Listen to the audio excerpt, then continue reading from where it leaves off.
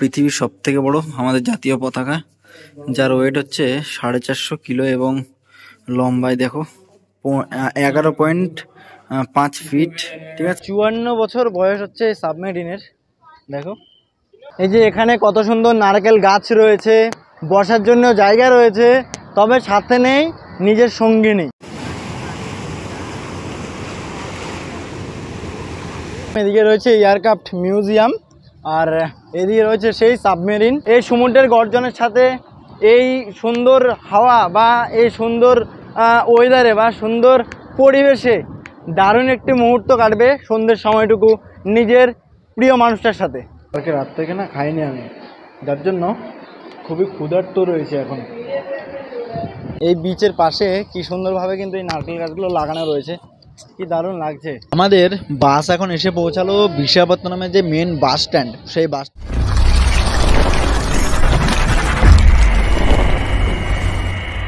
High, কেমন আছো সবাই? আশা করবো খুব ভালো আছো, সুস্থ আছো।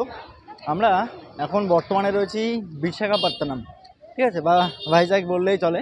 সবাই কিন্তু ভাইজ্যাক এবং আরকু ভ্রমণে আসো, আর আমি কিন্তু লোকাল ট্রেনে আমাদের কন্যাকুমারী যে ভ্রমণ, সেই ভ্রমণের দ্বিতীয় পর্ব পোস্ট করলাম এবং ভাবলাম যে একদিন একটা ভাইজ্যাক ভ্রমণের ট্যুর যদি হয় কেমন হয়, তাই আর কি এই ভ্রমণটা তোমাদের মাঝে তুলে ধরা। আর এই হচ্ছে বিশাখাপত্তনম রেলওয়ে স্টেশন, ঠিক তার সামনেই রয়েছে ট্যাক্সি স্ট্যান্ড। তোমরা চাইলে এখান থেকে ট্যাক্সি নিতে পারো। এছাড়াও দেখতে পাচ্ছি সামনে বাস স্ট্যান্ডও রয়েছে, তবে আমাদেরকে সামনে যেতে হবে। ভাবছি এখান থেকে প্রথমে যাব রামকৃষ্ণ মিশন যে বিচ রয়েছে, সেই বিচেই যাওয়ার চেষ্টা করব। তারপর আরও যে সমস্ত জায়গাগুলো রয়েছে সেগুলো একটু ঘুরে দেখার চেষ্টা করব। মোটামুটি একটা দিনে কি কি ঘোরা যায় সেগুলো ঘুরবো, এবং বিকেলবেলা আবার আমার ট্রেন রয়েছে। তো চলো যাওয়া যাক। আর তোমরা যদি এখন আমাদের কন্যাকুমারী ভ্রমণের ভিডিওগুলো না দেখে থাকো, অবশ্যই সেগুলোও দেখে নিও। আমি বিশাখাপত্তনম রেল স্টেশন থেকে বাইরে বেরিয়ে এসেছি। এটা হচ্ছে মেন রোড, আর এই মেন রোড থেকে আমরা যাব আরকে বিচে বা রামকৃষ্ণ বিচ, ঠিক আছে। মোটামুটি ওই 5 মিনিট পর পর বাস রয়েছে, আর আমি উঠলাম এই যে বাস নাম্বার, এটা হচ্ছে 10K। একদমই স্টেশনের সামনে থেকেই তোমরা এই বাস পেয়ে যাবে। এই ইনফরমেশানগুলো একটু ভালোভাবে দেওয়া উচিত, কারণ একদমই অল্প খরচে তাহলে তোমরা যেতে পারবে। আর চাইলে তোমরা এখান থেকে ধরো অটোটাও বুক করতে পারো, তাহলে সমস্ত জায়গাগুলো একবারে তোমরা ঘুরে দেখতে পারবে। এই হচ্ছে বাস, আর এই হচ্ছে সিটি।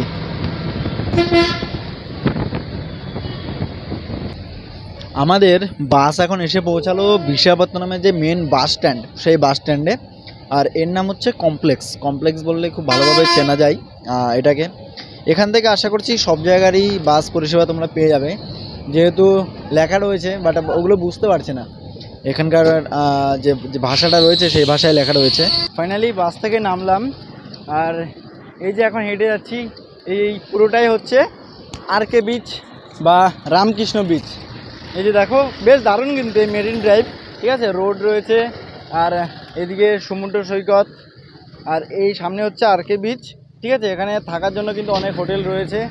আর এদিকে যে মেরিন ড্রাইভ, আর এই মেরিন ড্রাইভ বরাবর এগিয়ে গেলে কিন্তু সাবমেরিন তোমরা দেখতে পাবে। মানে সাবমেরিনটা হচ্ছে আরও সামনে, আমাদেরকে সামনে যেতে হবে। যাই হোক, আমরা ধীরে ধীরে যাব। প্রথমে আমাদেরকে পেট পুজো করতে হবে, কারণ খুব খিদে পেয়েছে। যাই হোক, দেখি খাওয়ার জন্য কোথায় পাওয়া যায়। এখানে রেস্টুরেন্ট একটা রয়েছে, এই রেস্টুরেন্টে প্রবেশ করবে এবং আমাদের খাওয়া দাওয়াটা সেরে নেব। এই দেখো, এখানে এই বিচের পাশে কি সুন্দরভাবে কিন্তু এই নারকেল গাছগুলো লাগানো রয়েছে, কি দারুণ লাগছে। মোটামুটি পায়ে হেঁটে যদি তোমরা ঘোরো বেশ দারুণ লাগবে। আর এই হচ্ছে এই সমুদ্র সৈকত। তো আমরা ফাইনালি একটা রেস্টুরেন্টে আসলাম, এখানে আমি বিরিয়ানি নিলাম, আর এই হচ্ছে এনাদের মেনু। যাই হোক, আমি এই বিরিয়ানিটা ট্রাই করে দেখবো কেমন কি হয়, টেস্ট কতটা কি ভালো রয়েছে। এখানে আমি হাফ বিরিয়ানি নিলাম, এর প্রাইস হচ্ছে 150 টাকা, মানে 150 টাকা। অ্যাকচুয়ালি কালকে রাত থেকে না খাইনি আমি, যার জন্য খুবই ক্ষুধার্ত রয়েছে এখন। খাওয়া দাওয়া করে পেটকে ঠান্ডা করলাম। এবার এই রোদে থেকে তো আমার ঠান্ডা হওয়ার কোনো মাধ্যম নেই। সামনে যে সাবমেরিন মিউজিয়াম রয়েছে, সেই সাবমেরিন মিউজিয়ামের ওখানে যাব, এগুলো একটু ঘুরে দেখব। আর কৈলাসগিরি রয়েছে এখান থেকে মোটামুটি ওই 8 কিলোমিটার ডিস্টেন্সে। তবে ভেবেছিলাম যে যাব, কৈলাসগিরিটাও যাব, আর ওখানে যা যা জিনিসগুলো দেখা রয়েছে সবগুলো একটু ঘুরে দেখব। কিন্তু আমার ট্রেনটা না এমন একটা টাইমে পৌঁছেছে, ট্রেনটা পুরো লেট করে দিল আমাকে। আর না হলে ইচ্ছে ছিল সকাল 9টার মধ্যে পৌঁছে যাবো এবং একটা গাড়ি নিয়ে বা অটো রিজার্ভ করে পুরো সব জায়গাগুলো ঘুরে দেখবো, বাট সেটা আর হয়তো হলো না। পায়ে হেঁটে যা যা দেখার সেগুলোই দেখবো। এখানে সাবমেরিন মিউজিয়াম রয়েছে, ওখানে যাব। আর যদি সময় থাকে তাহলে ঋষিকোণা যাওয়ার একটু ইচ্ছে ছিল। জায়গাটা খুবই দারুণ জায়গা, তবে ওটা কিন্তু কৈলাসগিরি থেকে আরেকটু ডিস্টেন্সে রয়েছে। যাই হোক, আপাতত যেগুলো দেখা যায় সেগুলো দেখে তারপরে ফিরে যাই। আর মোটামুটি তোমরা যদি ভাইজ্যাগ ভ্রমণে আসো, ঠিক আছে, যেহেতু আমাদের এটি একদিনের ভ্রমণ, যা ভিডিও তোমরা দেখে বুঝতে পেরেছো কি তোমরা ঘুরতে পারবে। যদি একদিনও ঘুরতে আসো, মোটামুটি সকালবেলা নেমে যাবে, যে কোনো ট্রেন ধরো, কোনো চাপ নেই। ইস্ট কোস্ট হোক বা অন্যান্য ট্রেন, ইস্ট কোস্ট ধরলে কিন্তু বেস্ট হয়, একদম সকাল টাইমে নামিয়ে দেবে তোমাদেরকে। আর সকালবেলা নেমে একটি অটো রিজার্ভ করে নেবে, মোটামুটি তোমাদের থেকে ওই 1,500 টাকা মতো নেবে। একদম সমস্ত জায়গাগুলো ঘুরিয়ে আবার সন্ধ্যেবেলা ট্রেন ধরেও কিন্তু তোমরা রিটার্নও করতে পারো চাইলে। আর যদি একটা নাইট থাকো তাহলে পরের দিন আমি তোমাদেরকে বলবো, খুব সুন্দরভাবে তোমরা চলে যেতে পারো আরাকু ভ্যালি। আর আরাকু ভ্যালি ভ্রমণ করে আবারও ফিরে আসবে তোমরা এই বিশাখাপত্তনম, এবং বিশাখাপত্তনম থেকে রাতের ট্রেন ধরে খুব সুন্দরভাবে বাড়ি চলে যেতে পারো। মানে 2 দিনের প্ল্যান যদি করো তাহলে এইভাবে করতে পারো। চাইলে কিন্তু আরও এক্সট্রা দিনও থাকতে পারো, তবে যদি 2 দিনের প্ল্যান করো সেক্ষেত্রে বলছি এখানে মোটামুটি 2 দিন যদি কাটাও তাহলে খুব সুন্দরভাবে দারুণভাবে কিন্তু জায়গাটার সৌন্দর্য উপভোগ করতে পারবে। যাই হোক, আমরা এখন হেঁটে হেঁটে এগিয়ে যাচ্ছি। আর এই দেখো এখানে কিন্তু স্ট্যাচু রয়েছে, আবার এদিকে রয়েছে সেলফি পয়েন্ট, ওইদিকে ছিল।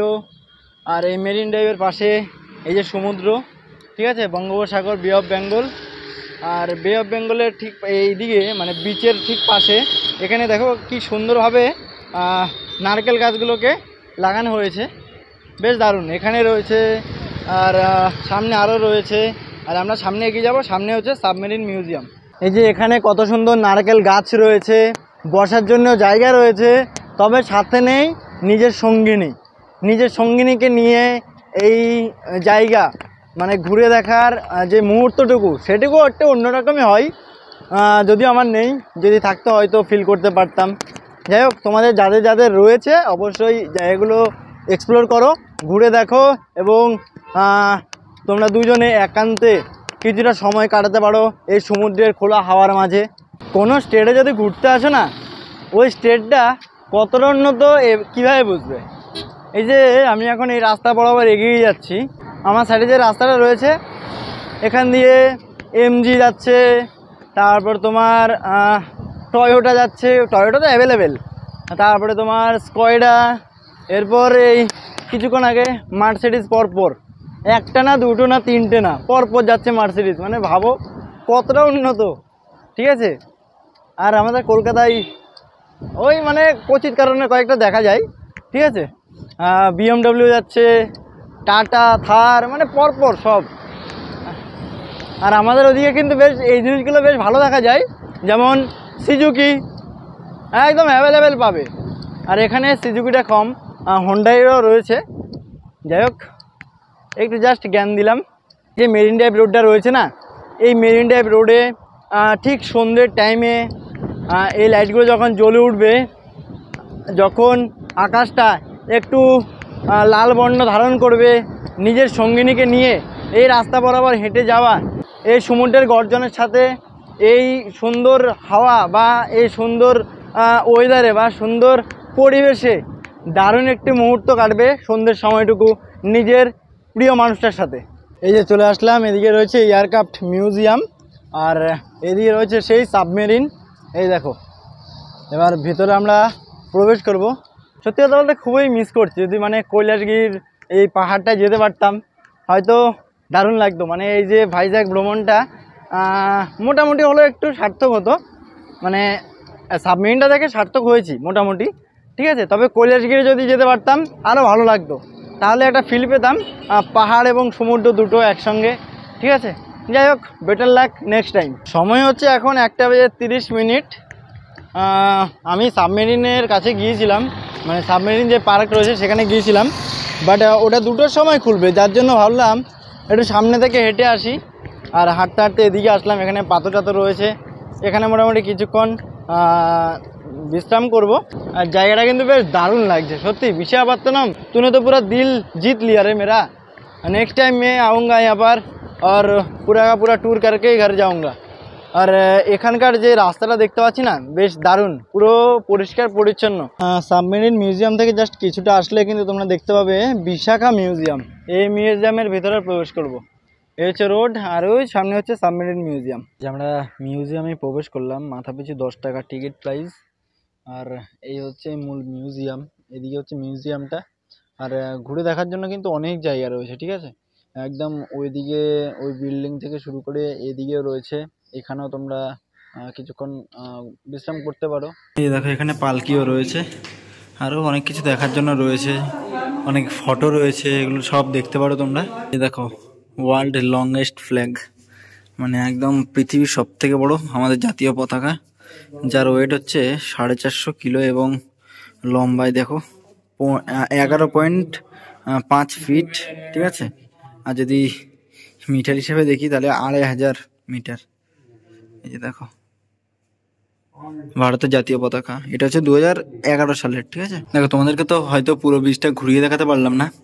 এইখানে লাইট হাউস, আর লাইট হাউস থেকে শুরু করে এই দেখো এখানে হচ্ছে এই বিশাখা মিউজিয়াম, সাবমেরিন, আরও পরপর এদিকে রয়েছে পুরো বিচ, এখানে ফুটিয়ে তোলা হয়েছে।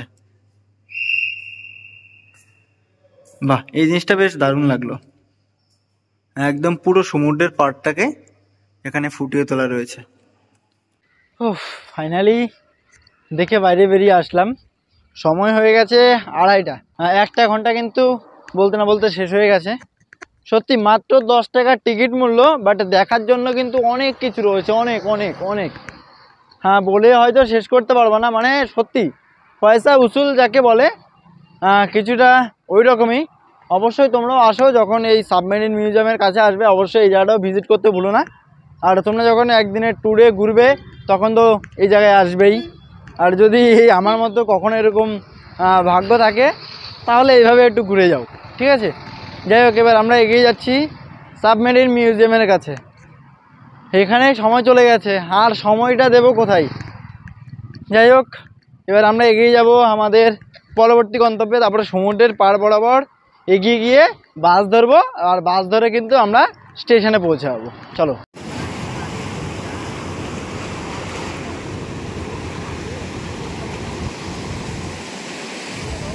কি দারুণ লাগছে, আর জলটা কিন্তু বেশ দারুণ পরিষ্কার পরিচ্ছন্ন রয়েছে। এই পাথরের এখানে এসে বাড়ি খাচ্ছে জলটা, বেশ দারুণ। আর এদিকে দেখো, এদিকে দাদারাও কিন্তু বসে রয়েছে। আমার যদি সবথেকে কিছু বেশি ভালো লাগে তাহলে এই নারকেল গাছগুলো এখানে রয়েছে, ওদিকে রয়েছে, ওখানে রয়েছে, মানে এখানে বসে গল্প করার জন্য একদম পারফেক্ট জায়গা বললেই চলে এটি, ঠিক আছে। মানে বেশ দারুণ। আর এই বীজটাও কিন্তু অনেকটাই বড়, ওদিকে লাইট হাউস রয়েছে, আর লাইট হাউস থেকে শুরু করে এই জায়গাটা দেখো। এবার চেষ্টা করবো এখান দিয়ে পায়ে হেঁটে হেঁটে যাওয়ার জন্য, একদম সাবমেরিন পর্যন্ত আমি পায়ে হেঁটে হেঁটে সমুদ্রের কূল বরাবর আমি এগিয়ে যাব। চলো যাওয়া যাক। ভাবলাম এই সমুদ্রের কূল বরাবর যাব, তবে এই বালি দিয়ে একদমই হাঁটা যাচ্ছে না, যার কারণে উপরে উঠে আসলাম। আর রোদের তেজ পুরো একদম মারাত্মক লেভেলের। আচ্ছা, এই ভিতরে প্রবেশ করলাম, এখানে টিকিট কাউন্টার রয়েছে।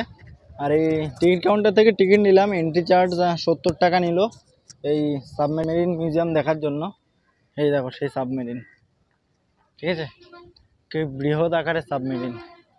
এখন আমরা এই ভিতরে প্রবেশ করব, আর তার আগে এখান থেকে আমরা সমুদ্রটা দেখতে পাচ্ছি। দেখো, ভিডিওগ্রাফি অ্যালাউড নেই, যার কারণে এখন এই লম্বাভাবে ভিডিওটা করা।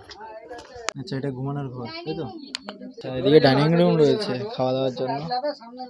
মানে একটা সাবমেরিন নিয়েতে কি কি থাকে সব কিছু এখানে ফুটিয়ে তোলা হয়েছে। ওই দেখো নিচেও রয়েছে, এদিকে ভিডিওগ্রাফি অ্যালাউড নেই।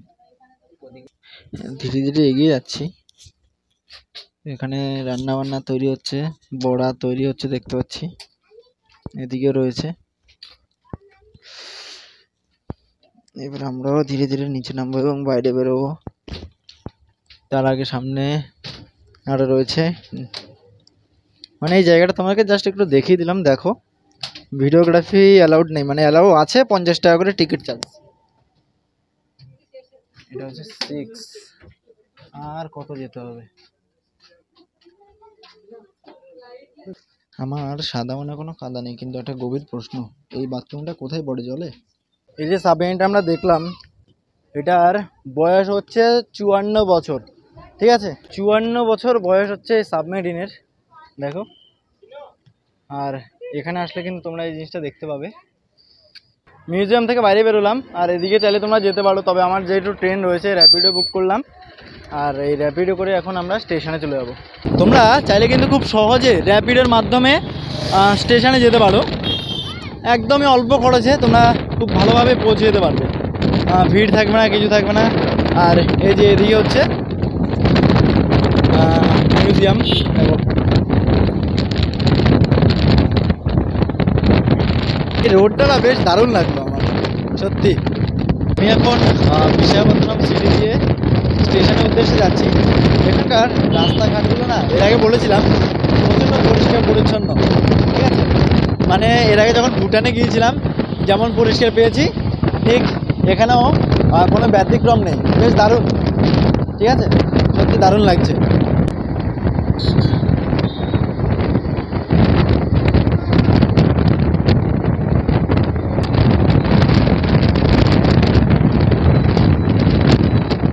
সারাদিন ভ্রমণ শেষ করে আবারও চলে এসেছি আমরা এই বিশাখাপত্তনম রেলওয়ে স্টেশনে। আর এখান থেকে আবার টিকিট করে নেব আমাদের গন্তব্যে যাওয়ার জন্য। ট্রেন ছাড়ার সময় হচ্ছে 5টার সময়, কিন্তু এখন সময় হচ্ছে 3:38। আমার হাতে বেশ খানিকক্ষণ সময় আছে। চাটা খাবো এবং স্টেশনের ভেতরে গিয়ে কিছুক্ষণ রেস্ট করব, তারপরে আমরা বেরিয়ে যাব আমাদের গন্তব্যে।